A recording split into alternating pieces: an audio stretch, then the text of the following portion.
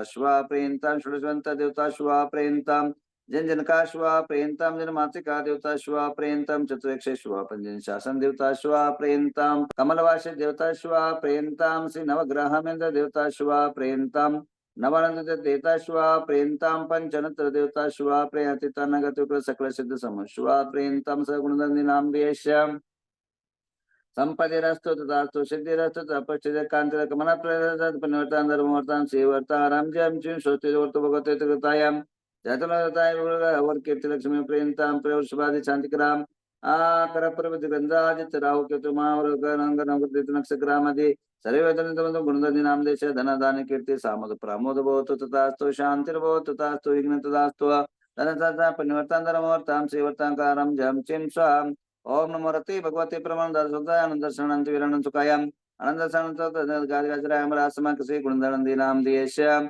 मृत्युम चिदातकम चिदा बलिकम चिदा क्रोधम चिदा पापम चिदा वैरम चिदा सर्वायुधनाग्नि सरस्वतम सर्वरतमिंदम सर्वग्रह वयम चारम परमंत सरस्वलो रोगम चिदा नरक जय शुमारिम चिदा मिंदम सर्व सस्यमारिम च धान्यमारं सर्वरक्षकल पत्र पुष्पमारिम चिदा मिंदम सर देशविकमेन वेदनीयं सर मोहनीयं सर कर्मणदुरुतों सुदर्शन महाराज चक्रविगत शांतिं कुरुजननं कुरुकुरो भव्यानंदं गोलकनंदं कुरुकुरो सर्वलोकासत्तं कुरुकुरो सर्वानंद सर्व दुःखमाननं दद पच पच कुट कुट शीघ्रं शीघ्रं सर्वशमान होम पाठ स्वा ओम नमो रते भगवते श्रीमते प्रक्षणांश शांतिदास शांतिकराय सर्वे सर्वरोग पर सर्वचाम नमस्ताय ओम राम ह्रीं रोम रास्यवसं गुणधर नाम देश सर्वशांतिं कुरुकुरो तुष्ट्यं कुरुकुरो रिद्धिं कुरुकुरो सिद्धिं कुरुकुरो समृद्धिम आरोग्य संपदाम कुरुकुरो वशट नमः स्वाहा।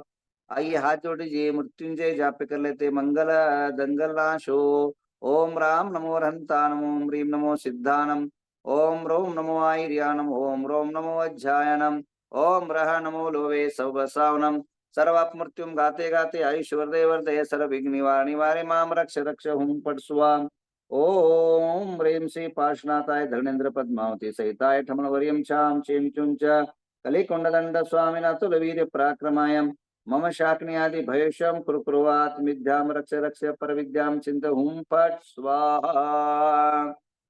आइए आप सभी के जीवन में मंगल हो, आनंद हो, यशस्वी जीवन हो, घटनाएं दुर्घटनाएं दूर हो और घटनाएं सुघटना बड़े यशस्वी घटना हो, ऐसी भावना भाते हुए आज की राम कथा सुन करते हैं और संध्या के सत्र में आप सभी के जीवन में मंगल जो अकाल मृत्यु दुर्घटनाएं होती है उस दूर के लिए कुछ उपाय कर लेते हैं। भगवान प्रभु राम को परम स्वरूप को वंदन करते हुए और कथाएं कल जो है वनवास की आरंभ हो गई थी। राम, महावीर, कृष्ण, बुद्ध ये आप सभी की तरह सामान्य रहते हैं, बट जब उनके अंदर एक कर्म के माध्यम से, एक व्यक्तित्व के माध्यम से वे परमात्मा की तरफ बढ़ते हैं। एक अनोखा और अद्वितीय व्यक्तित्व के कारण मनुष्य के मन को और मनुष्य के अंदर अपना छाप छोड़ते हैं। प्रभु राम के अंदर वह शक्ति और सामर्थ्य था कि एक दशरथ क्या 1000 दशरथ भी आ जाते हैं, उनके पास गदा, चक्र, सुदर्शन, नाना प्रकार के अस्त्र और शस्त्र थे। उसके माध्यम से क्षण भर में उनकी परास्त करा सकते थे, परंतु यह कर्म, यह पुत्र का धर्म नहीं, पुत्र का धर्म पितृ आज्ञा मान करके अपनी विदाई अयोध्या से लिया।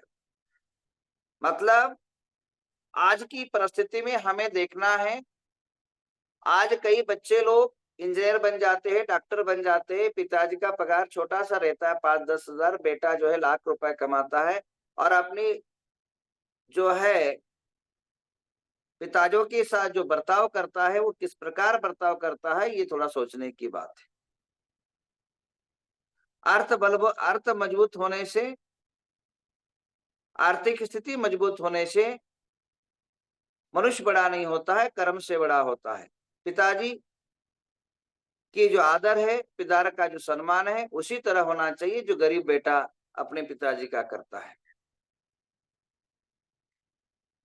और एक बात ध्यान रखना है, इस संयोग से इस बात को अपने जीवन में ये ध्यान रखना है, स्त्री चरित्रम पुरुषस्य भाग्यम देवो न जानाति कुतः मनुष्य। ध्यान रखिए, मनुष्य के भाग्य को कोई समझ नहीं सकता है। जैसे स्त्री की मन की प्रवृत्ति को कोई समझ नहीं सकता है, वैसे ही जो है पुरुष को भाग्य किस तरफ ले जाए कोई समझा नहीं सकता है। कृष्ण की बात करें, जब वो पैदा हुए कोई रोने वाला नहीं था, हंसने वाला कोई नहीं था। जब वो मरे रोने वाला नहीं था। जब वो पैदा हुए कारावास में पैदा हुए, जहां अगर सामान्य व्यक्ति भी अगर पैदा होता है तो बड़े हर्ष ताल थाली बजाते हो, परंतु यहाँ ताल थाली तो छोड़ो, किसी के प्रति जोर से जयकारा नहीं लगा सकते थे। और अनेकों संघर्षों के बाद अनेकों समस्याओं को हल करते हुए परम कृष्ण आत्मा बने, पूज्य आत्मा बने, महापुरुष बने, युग पुरुष बने, नारायण बने। और जब वो मरे तो कोई रोने वाला नहीं था। द्वारिका पूरा भस्म हो चुका था, कोई आजू बाजू वाला नहीं था। चाहे वह महापुरुष का जीवन हो, चाहे वह सामान्य व्यक्ति का जीवन हो, उसकी भाग्य जो होता है वो समझ नहीं सकता है। तो इसलिए कभी भी अधीर नहीं होना चाहिए। और ध्यान रखिए, राज गद्दी पर बैठने का समय और मुहूर्त सब कुछ निकल जा चुका था, सभी फिक्स हो चुका था, सिंहासन फिक्स हो चुका था, और भाग्य का अंदर राज्याभिषेक नहीं था, वनवास हो गया था। ध्यान रखिए, राज्याभिषेक की जगह वनवास मिल जाए, अगर आप क्या करते हैं? अभी अभी शादी हुआ हो, कुछ ही दिन बीत गए हो, और आपको अगर घर से बाहर निकाला दिया जाए, आज की परिस्थिति में आप क्या करते?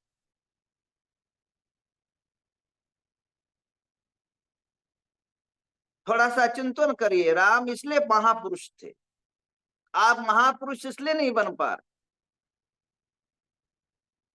अगर आपको वनवास छोड़ो, वनवास तो नहीं, घर से बाहर भी निकालने की बोल दिया जाए, तो आप डायरेक्ट कोर्ट में चले जाते और अपना हक का अपना दावा ठोक देते।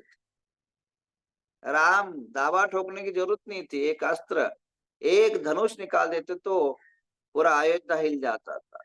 अयोध्या हिलाने की आवश्यकता नहीं थी, पूरा समर्पित थी। अगर राम कहते थे कि मैं बैठना ही चाहूंगा, तो किसी की ताकत और किसी की सामर्थ्य नहीं थी कि नारायण के सामने और बलभद्र के सामने, बलराम थे, बलभद्र थे, बलों में महाबलवान थे राम, उसको कोई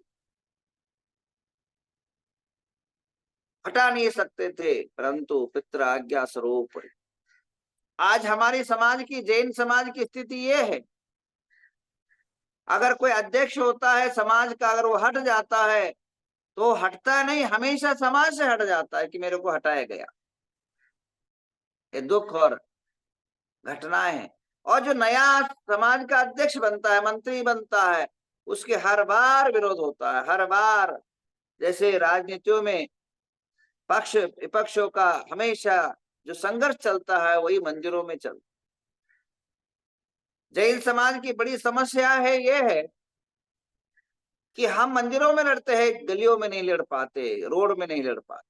आज एक फोटो आया, बड़ा दुख की घटना है, मैं बाद में, एक जैन साधु जैन साधु जो है नगर प्रवेश कर रहा है, पालिताना के, कहा उसका गांव का नाम याद देता हूँ, और वह जो है समाज के अंदर प्रवेश कर रहे हैं। समाज के अंदर प्रवेश करते समय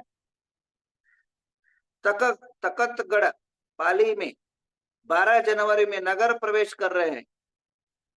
सीमा वीडियो है का तो अचानक समाज उड़ी और उस डायरेक्ट ट्रक उस पर घुसाया जा रहा। मैं कई दिनों से आपसे कहना चाह रहा था कि साधु संतों पर अगर कोई संकट आता है तो समाज एकजुट हो करके और उस पर मुकाबला करे। और देखिए ट्रक कैसे जा रहा, देखिए पूरा ट्रक उस पर जाया जा रहा। देखिए साधु संतों के डायरेक्ट ट्रक डाला जा रहा। अगर इसके बाद भी अगर खामोश रहते, आप जैसे कोई नपुंसक नहीं होगा मेरे हिसाब से। देखिए डायरेक्ट साधु के ऊपर, समाज के ऊपर ट्रकों से कुचलाया जा रहा है। और आप क्या चाहते हो, क्या तो भी समाज चुप रहे? वो देखिए वो साधु लोग है, देखो साधु कमंडल लेकर के श्वेतांबर साधु है, उसके डायरेक्ट टकरों से कुचलाने का प्रयत्न किया जा रहा है बदमाश। इस प्रकार की घटना होने के बाद भी हम शांत चित्त रहे तो इससे से हमारे कोई दुर्बलता नहीं हो सकती। तो आइए मर्यादा पुरुषोत्तम रामचंद्र पिताजी की मर्यादा पाले, बट रावण जब अन्याचार किया तो धनुष और अस्त्र उठाए। तो उसका जब भी कोई दिक्कत है समाज के अंदर, समस्याएं निर्माण हो, तब हमें बोलना आवश्यक है। रामचंद्र कथा से और एक बात लेनी है अपने।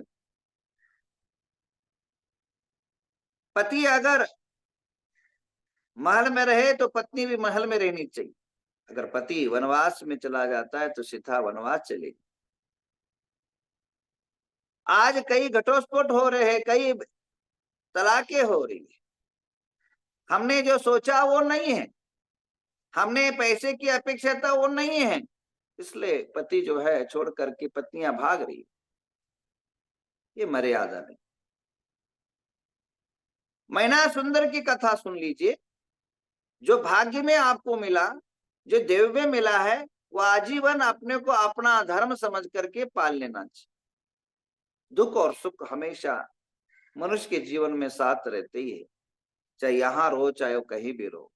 अगर आपके जीवन में दुख लिखा है, चाहे वनवास में रहो तो भी दुख मिलेगा, चाहे घर में रहो तो दुख मिलेगा। अगर सुख लिखा है तो कहीं भी सुख मिलेगा।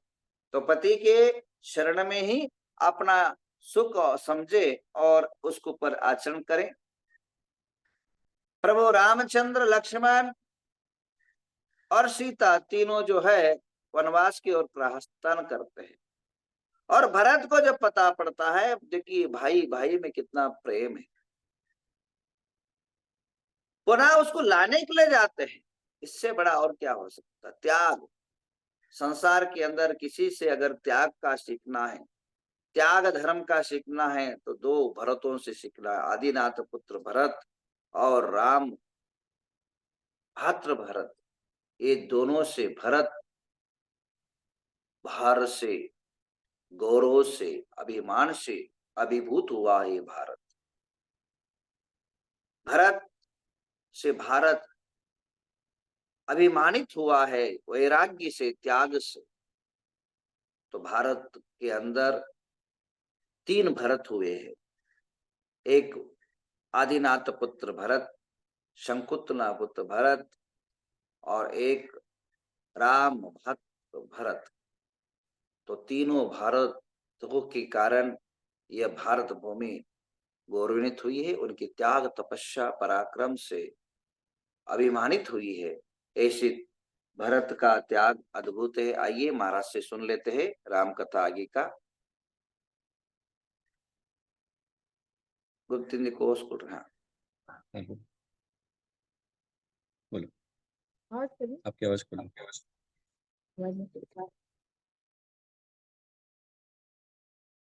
आवाज नहीं आ रही, शुरू करिए महाराज। गुप्ती महाराज का आवाज, आस्था श्री माता शुरू कर लेते हैं। आवाज खुली है। जय बोलते हुए श्रीशंकर भगवान की जय। अनंत अनंत सिद्ध परमेष्टि भगवान की जय। वितरागी भगवान रामचंद्र जी की जय। सर्वाचार्य परमेष्टियों की जय। ये महाकथा श्री राम की, ये महाकथा श्री राम की, ये महाकथा श्री राम की, ये महाकथा श्री राम की। मर्यादा पुरुषोत्तम भगवान रामचंद्र भगवान की, ये महाकथा श्री राम की, ये महाकथा श्री राम की। रवि सेन आचार्य गुरु ने आगम पद्म पुराण लिखा, उसमें हमको रामचंद्र का पढ़ने को चारित्र मिला। हे रघुनंदन कौसल्या सुत, हे रघुनंदन कौसल्या सुत रामचंद्र भगवान की, ये महाकथा श्री राम की, ये महाकथा श्री राम की। दशरथ राजा के सुत प्यारे धरती पे जग पूज्य बने, दुष्टों का आतंक मिटाने रघुवंशी सिर मौर्य बने। रानी जिनकी सीता मैया शीलवती सुख खान थी, ये महाकथा श्री राम की, ये महाकथा श्री राम की। राम राज्य आया धरती पे प्रजा सदा ही सुखी रहे, सूर्य वंश की सूरज हो प्रभु वचन निभाने सजग रहे। बलभद्रों में श्रेष्ठ नरोत्तम, बलभद्रों में श्रेष्ठ नरोत्तम यात्रा की शिव धाम की, ये महाकथा श्री राम की, ये महाकथा श्री राम की, ये महाकथा श्री राम की, ये महाकथा श्री राम की। देखो देखो आई बेला रामचंद्र को ध्याने की, सुनो कहानी रामचंद्र के जीवन को दर्शाने की, सुनो कहानी रामचंद्र के जीवन को दर्शाने की। राम सिया राम बोलो जय जय श्री राम, राम सिया राम बोलो जय जय श्री राम। हो आओ भक्तों पुण्य कमाए, राम प्रभु को शीश झुकाए। राम सिया राम बोलो जय जय श्री राम, राम सिया राम बोलो जय जय श्री राम। ओ वितरागी प्रभु राम को ध्याए, मोक्षपुरी को प्रभु वर पाए। राम सिया राम बोलो श्री श्री राम, राम